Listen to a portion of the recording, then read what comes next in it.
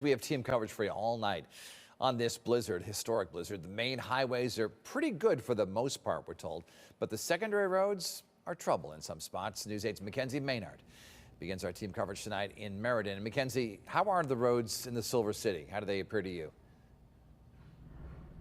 Yeah, hey, Dennis. Well, I'll just go ahead and show you. Here behind me, we are right off of East Main Street. You can see there is a pretty good amount of snow that's still there on the intersection, making it pretty difficult for any sedan that may want to pass through and especially make their way up that hill. We actually saw a couple cars get stuck going up the hill and having to turn and come back down again. But really, you know, the snow has stopped. The cleanup continues, and that is what we're going to see overnight and even into tomorrow for not just these public works crews all across the state, but really neighbors in this area too. We actually spoke with some residents throughout Meriden, talking with them as they were clearing their driveways and walkways. They were saying that the snow certainly felt heavier.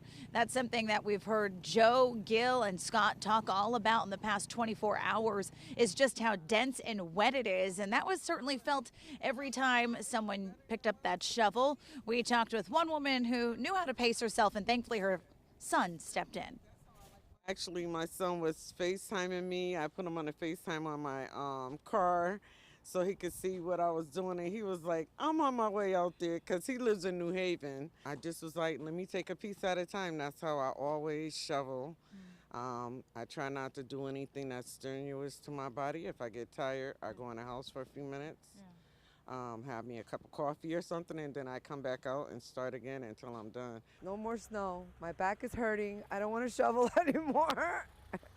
I don't want to do this. I am moving out of Connecticut. I want to stay in Connecticut, but it's no more snow. I feel like I'm in Alaska.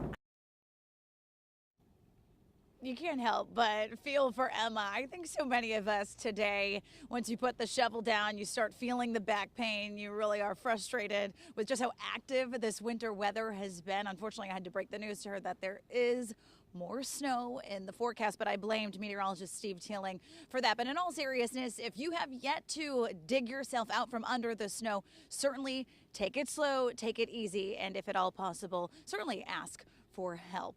Your neighbors are there to provide that for you. We are live in Meriden tonight. Mackenzie Maynard, News 8.